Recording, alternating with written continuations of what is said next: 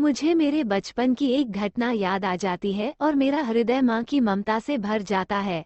आज मैं पहली बार अपने अतीत की यादों को आपके साथ साझा कर रहा हूँ ताकि आप भी अपनी माँ की ममता का एहसास कर सके। बात उन दिनों की है जब मैं 9-10 साल का था। मैं बहुत शरारती और शैतान लड़का था। मेरी माँ आज भी कहती हैं कि शायद ही कोई ऐसा दिन होता जिस दिन 2-3 जगहों से मेरी उलाहना नहीं मिलती थी। एक दिन की बात है, मैं सुबह सुबह स्नान करने के लिए चापाकल पर जा रहा था और अपने आदतानुसार बाल्टी को हवा में धोनी के हेलीकॉप्टर शॉट की तरह घुमाते हुए जा रहा था। तभी बाल्टी का निचला हिस्सा मेरे पीछे आ रही मेरी माँ के मुंह पर जा लगा और माँ के होठों से खून का फव्वारा छूट पड़ा। माँ चीख कर वहीं बैठ गई और मैं पिटाई के डर से वहां से फरार हो गया।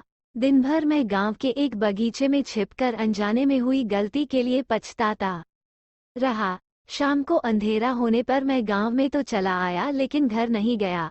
रात में खाने के समय मुझे न पाकर घरवालों को मेरी चिंता हुई तो वे मुझे ढूंढने निकले, मगर मैं कहीं ना मिला और मिलता भी कैसे। मेरे छुपने की जगह माँ के अतिरिक्त कोई नहीं जानता था। अचानक टार्च की रोशनी मेरे चेहरे पर पड़ी और मैं पिटाई की कल्पना से सहम गया। वो माँ थी जो टार्च लिए मुझे पलंग के नीचे से बाहर निकलने को बोल रही थी। पलंग के नीचे से बाहर आते हुए मैं सोच रहा था कि आज तो छठी का दूध याद आ जाएगा। लेकिन ये क्या माँ ने न केवल पापा और भैया के मार से बचाया बल्कि अपने हाथों से खाना भी खिलाया, क्योंकि मैं मारे शर्मिंदगी के खाना भी नहीं खा रहा था। उसी दिन मुझे माँ की ममता, उदारता और सहनशीलता का एहसास हुआ। ऐसी ममता और सहनशीलता केवल और केवल एक माँ में ही हो सकती है। मैंने उसी दिन ये तय किया कि जीवन में ऐसा पल कभी दोबारा नहीं आने दूंगा जिस पल मेरे द्वारा मेरी माँ को कष्ट हो, और ईश्वर गवाह है कि मैंने अपने जीवन का हर निर्णय माँ की खुशी के लिए ही लिया है। दोस्तों, माँ के ममता का मूल्य तो ईश्वर भी नहीं चुका सकते, फिर हम तो मनुष्य हैं। मुझे आज भी बचपन के वे दिन याद है जब मेरी माँ रात के खाने में गिनकर मिली हुई 5 रोटियों में से 2 रोटी मेरे सुबह के नाश्ते के लिए रख देती थी। आज जब मैं सोचता हूँ कि दिन भर मेहनत करने के बावजूद 3 रोटियों में माँ का पेट कैसे भरता होगा तो बड़ी ग्लानि होती है। माँ के इस उपकार का बदला शायद मैं 7 जन्मों में भी ना चुका पाऊँ। माँ का ये निस्वार्थ प्रेम ही दुनिया की सबसे बड़ी दौलत है, और बड़े खुशनसीब है वे लोग जिन्हें ये दौलत मिली है।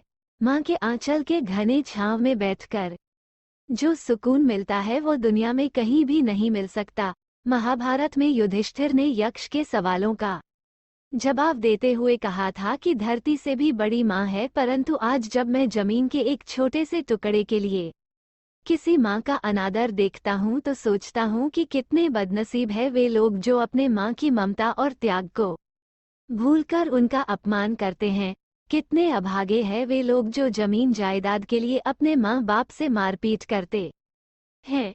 ऐसे लोगों के लिए तो मैं बस यही कहना चाहूँगा कि किसी भी परिस्थिति में अपने माँ बाप को कभी भी मत रुलाना, वरना उनके आंसुओं का सैलाब तुम्हारे जीवन की खुशियों को बहा ले जाएगा।